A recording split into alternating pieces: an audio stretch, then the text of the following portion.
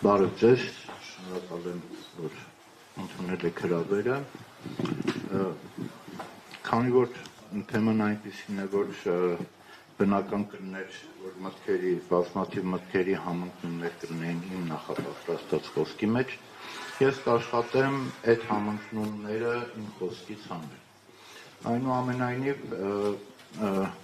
պարոն Դավթյանը ինձ տեղ թողեց, որպեսզի ես խոսեմ արդարադատության, նաև քաղաքացիական, վարչական, սնանկության այդ մյուս հարաբերությունների, որովհետև փառք Աստծո մեր հասարակության գերակշռ հատվածը այդ ոլորտին առնչվում դատական համակարգի եւ ավելի քիչ մասը դա Աստված որ ավելի քչանա քրեական արդարադատությանը։ Այնուամենայնիվ նախ կուզենայի հետեւյալից սկսել, որ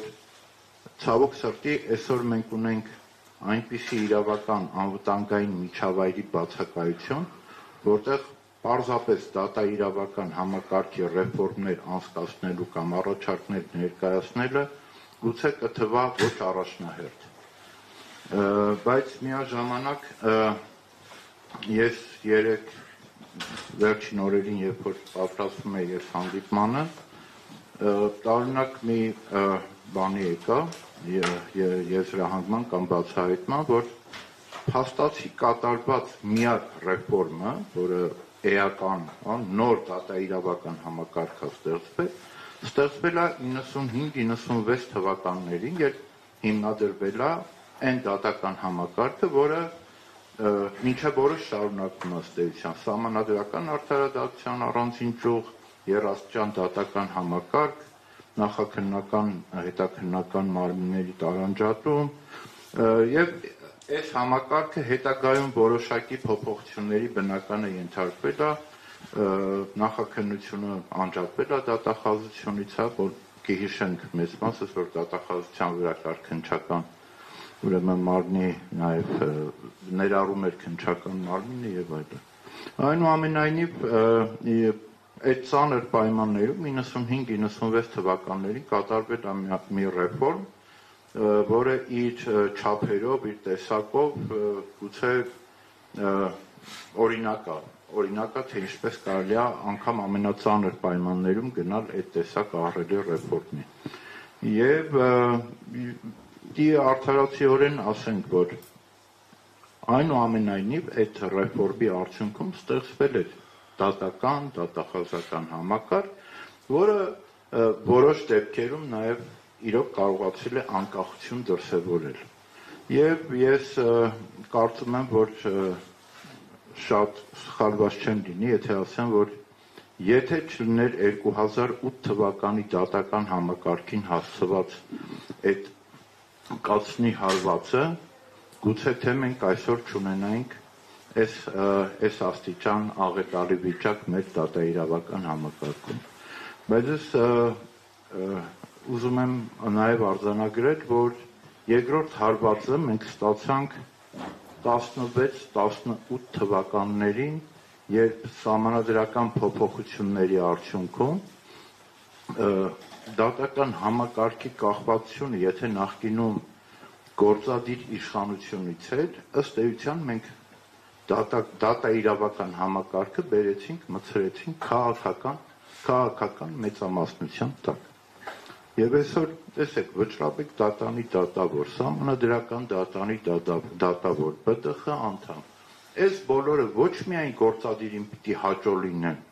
նաև հաճո պիտի լինեն քաղաքական մեծամասնությանը։ Ասենք պատգամավորի, որը եթե դատարան բառը ուզենա գրի, կներեք, բայց 3 տառասխալ կանի։ Եվ այդ պատգամավորները այսօր ընտրում են մեր դատաիրավական բանի իշխանության այն բարձրագույն մարմինների։ Այսինքն մենք երբ որ քննարկում ենք այս առաջարկը, իսկապես գուցե պետք է բերել քաղաքական ուժերի պատասխանատվության տակ դնել, որ հետո այդ քաղաքական ուժն էլ պատասխանատու լինի իր ստեղծած դատաիրավական։ Ոչ թե մի քաղաքական ուժի մեծամասնություն որոշի այդ դատական համակարգի արդյունավետ գործունեություն։ Իսկ այս պարագայում, երբ որ մի SMS-ով անկախ դատական, ամենաբարձր դատական մարմնի ղեկավարին տուն են ուղարկում, այստեղ արդեն ընդհանրապես դատա իրավական համակարգի անկախության, այս քաղաքական համակարգի մի մասը, դի արձանագրենք այս փաստը եւ այդ փաստից ելնելով դի հասկանանք հետագա ինչպիսի գործողություններ կամ ինչպիսի գործընթացների արդյունքում կամ պիտի համապատասխանեցնենք այս իրականությունը, քաղաքական պատասխանատվություն դնենք դատա իրավական համակարգի անկախ կամ անաչառ գործունեություն, անաչառությունը ես կուզեի այստեղ, կամ ընդհակառակը ինչ քայլերի արդյունքում պիտի կարողանանք ամբողջությամբ այդ տարանջատենք այդ երկու համակարգերի կապվածությունը իրարից։ Եվ այս պայմաններում իհարկե ես այսօր կուզենայի մեր այն առաջարկներից խոսել, որոնք շատ կոնկրետ են եւ որոնք ուղղված են օրինակ արդարադատության որակը բարձրացնելու համար։ Հիմա հետ գնամ այդ քաղաքացիական եւ վարչաիրավական հարաբերություններին։ Տեսեք 18 թվականից հետո, երբ որ այդ ելույթները եղան, անկախ դատական համակարգի, անկախ դատարանների միջոցով հասարակության խնդիրների լուծման, լինելով պրակտիկ իրավաբան, կարող եմ այդ նաև որպես այդ ընթացքին ծանոթ մասնագետ արձանագրել, որ քաղաքացիների մոտ սկսեց դատարաններ հայցերի մեծ հոսք է, որտեղ այդ տարիների ընթացքում կուտակված անարդարությունները մարդիկ որոշում են լուծել արդեն արդար դատարանների միջոցով։ Ու դատական համակարգը ըստ էության կաթվածահար է, որտեղ ես գիտեմ, որ վարչական դատարանում դատավորներ են եղել, ովքեր տարեկան քննել են ավելի քան 1800 գործեր։ Այս մի դատավորի համար, որպեսզի հասկանանք ինչ թիվա, պիտի բաժանենք մեկ տարվա օրերի վրա ու հասկանանք, արդյոք այդ դատավորը այդ պայմաններում կարող է ուրեմն որակյալ արդարադատություն իրականացնել։ Նույն իրավիճակ քաղաքացիական գործերով էր, երբ որ էլի մարդիկ բոլոր իրենց խնդիրները որոշում էին լուծեին դատական համակարգի միջոցով, որտեղ եթե նախկինում համարում էին, որ դատավորը կոռումպացված է, դատավորը իշխանություններինն է, բանինն է, համայնքի ղեկավարինն է եւ այլը, հիմա ստեղծվել է պայմաններ, որ ես իմ տան գույքային հարցերը, չգիտեմ, հողի հարցը, սեփականության իրավունքի գրանցման հարցը կամ այսինչ հիմնարկի հետ իմ ստանալիքի հարցը լուծեմ դատարանի միջոցով։ Մենք այդ իրավիճակից ելնելով արդեն նախկինում եղած, մենք օրինակ առաջարկում ենք Առաջի Ասիանի երկօղակ դատական համակարգի նոր մոդել, որտեղ ուրեմն նվազ, մինչև 3 միլիոն դրամի գործերը կամ թեթև գույքային գործերը կքննել թաղային դատարանը, դրանից հետո արդեն ավելի բարձր գույքային վեճերը, 3 միլիոնից ավել գույքային կամ բարձրություն ունեցող ժառանգության հարցեր եւ այլը կլուծեր երկրորդ օղակի դատարանը։ Դրանով էականորեն կարող ենք նվազեցնել դատարանների ծանրաբեռնվածությունը, ինչի հաշվին ակնհայտ է, որ կբարձրանար արդարադատության որակը։ Դե բնականաբար մեր ռեֆորմներ, այդ առաջարկները այս իշխանության ժամանակ թեև արվել են, բայց ուշադրության չեն արժանացել, իսկ որպեսզի արվեր դրա համար պետք էր մյուս տարբերակը, որ մենք ինքներս քաղաքական իշխանություն կարող էինք դառնալ եւ այդ բարեփոխումները անցկացնեինք։ Ինչ արեցին 18 թվականից հետո գործող իշխանությունները։ Որոշեցին, որ վարչական բարույթները, վարչական դատարանի գործերը թեթևացնելու համար որոշակի քայլեր ձեռնարկել։ Ես խնդրում եմ, հիմա կարծում եմ մասնագետները կան դահլիճում, բայց այդ զավեշտը ուղղակի եթե չեք դիմանա, կարող է ծիծաղել։ Ասեցին, պիտի վերադասության կարգով բողոքարկվի։ Բողոքարկեցին վերադասության կարգով ստանդարտ պատասխան ուղարկեցին, նույն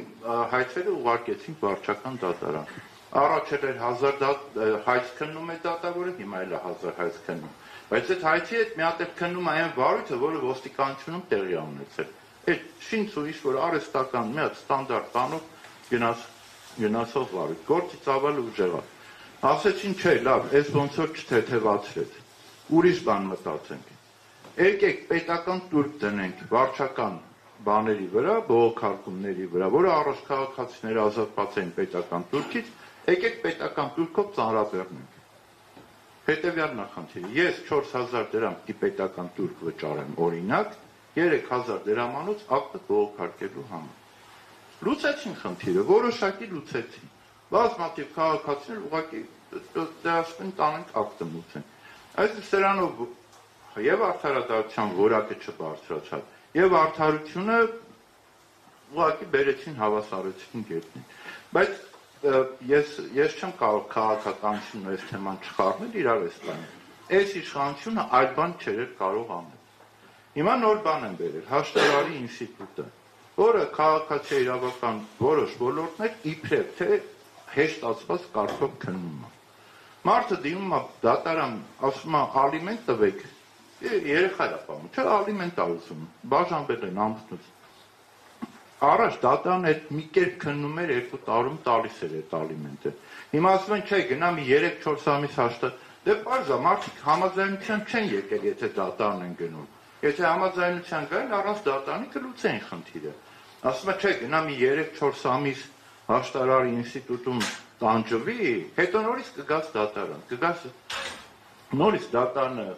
դատական գործերի քանակը չքչացավ, ընդհակառակը վարույթները ծանրացան, որտեղ հաշտարարի ինստիտուտը մի 50 թուղթ է հավաքում, էդ էլ ուղարկում դատարանի։ Նաև այս իմաստով եմ ասում, որ մենք այս պահին չունենք իրավական անվտանգ միջավայր, որտեղ այն մարդիկ, ովքեր որ որոշում են դատաիրավական համակարգում խաղի կանոնները, իրանք կտրված են, իրանք չունեն պատկերացում, այդ խորությամբ։ Ես մի բան էլ կուզենայի, էլի, առանց անուններ տալու։ Մի հատ հիշեք 96 թվականին ովքեր էին, ինչ գիտնականներ, ինչ փորձով, ինչ պրակտիկ բանով այդ ռեֆորմները անցկացնում, եւ ովքեր են այսօր անցկացնում այդ բաները, հա։ Այս մի հատ նայեք այդ սահմանադրական հանձնաժողովի անդամներին, այս մի քանի հատ եղել է։ Մի հատ նայեք այդ մի փաստի մասին կուզեի ասել, որ այդ քրեական դատավարության, հա, որ պարոն Դավթյանն ասում է, շատ բաներ ձևական բնույթ են կրում։ Քրեական դատավարության օրենսգիրքը բերվեց խորհրդարան նախագիծը 2012 թվականին 5-րդ գումարման ազգային ժողովի քննարկմանը։ 5 տարի քննարկելուց հետո, պարոն Դավթյան ինձ կուղի եթե ինչ-որ բան սխալացեմ, 17 թվականին այդ նախագծի կեսին չէին հասել դեռ։ Այն ծավալի ամեն հոդվածի վրա, ամեն էլի բավականին անհամեմատ ավելի լավ կազմով ու եթե դուք արդեն 7-րդ գումարման ազգային ժողովը կարծեմ, չեն ընդունեց այդ բանը, թե այդ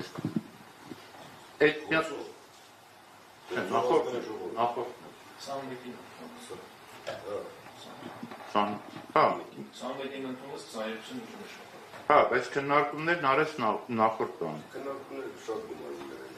Մի շատ, ես հիշում եմ, մի շաբաթ տևեց քրեական դատավարության օրենսգրքի հանձնաժողով մտնելու բանը առաջին թերթման ուղարկելու։ Այդ նույն բանով կարող ենք մենք խոսել ապօրինի գույքի այդ բանի, այդ օրենքի մասին։ Դրա քննարկումները դիլետանտ, առանց մեջը մտնելու, առանց խորանալու։ Ես դες մենակ մի հատ փաստ ասեմ։ Օրենքի նախագիծը մտել են հանձնաժողով պետաիրավական քննարկման։ Նախագծի մեջ գույքի արժեքը եղել է ուրիշ բան գրած։ Բայց քանի որ մինչև նիստը սկսելը մենք ասում ենք, որ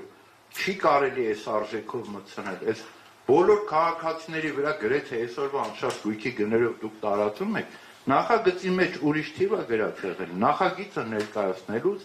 բանավոր վերջի պահին հասկացել են, որ չէ, այս թվով պետք չի անել։ Մտել են ուրեմն օրենքի քննարկման այլ թիվ է հրապարակել, մենք նստած զարմացել ենք, եւ գրիչով անգամ չէր հասցնի փոխել այդ բանը։ Հիմա այս միջավայրում մենք Ես կարծում եմ, որ դատաիրավական ռեֆորմներից առաջ այլ շատ ավելի կարևոր ռեֆորմներ են անհրաժեշտ, որովհետև այս միջավայրում մենք չենք հասնելու ոչ արդարադատության որակի բարձրացում,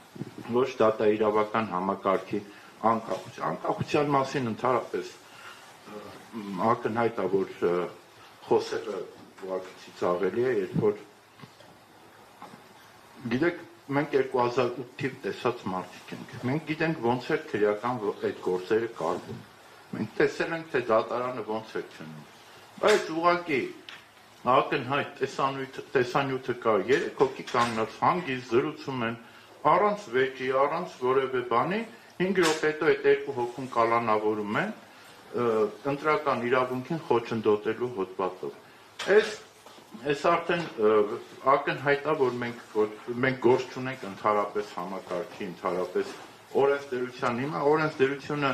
պարոն Դավթյան, ինչքան էլ լավացնենք, միևնույնն է, այդ շուտ մատնագրի վրա քաղաքական նպատակներով, քաղաքական դրդապատճառներով մարդկանց ձերբակալելը, կալանավորելը ու դատարան տանելը, մեղքը ուրեմն ճանաչելը եւ հաստատելը եւ դատապարտելը, այդ դառել է այս համակարգի համար սովորական, չգիտեմ, առօրյա մի հատ կենցաղային բան։ Այնպես որ իհարկե մենք դատաիրավական ոլորտ, երբ որ այլ միջավայրում կլինենք, ամենակարևոր խնդիրներից մեկը լինելու է արդարադատության որակի բարձրացումը այն աստիճան, որ արդարությունը չոտնահարվի, այդ հասարակության մոտ արդարության եղած արդարությունից ինքը բավարարված լինի, բայց ամեն դեպքում գտնում եմ, որ մինչև ցավոք սրտի արդարադատության հիմնախնդիրներին անդրադառնալը մենք ունենք իրավական անվտանգ միջավայրի ստեղծելու խնդիր։ Այսքան։ Շնորհակալություն, պարոն Խաչատրյան, առաջարկում եմ անցնել հարցերի ֆորմատին, նախ ևս մեկ անգամ ուզում եմ նշեմ, որ մենք բոլոր միջոցառումները կազմակերպում ենք սեփական ֆինանսական միջոցներով ու մեզ համար բավականին դժվար է ամեն անգամ նոր նման միջոցառում կազմակերպելը, շնորհակալ կլինենք, որպեսզի դուք մեզ աջակցեք այդ հարցում, որպեսզի մենք էլ մեր նպատակները իրագործենք։ Հարցերը հնչեցնելու ենք հետևյալ ֆորմատով, մեկ հարց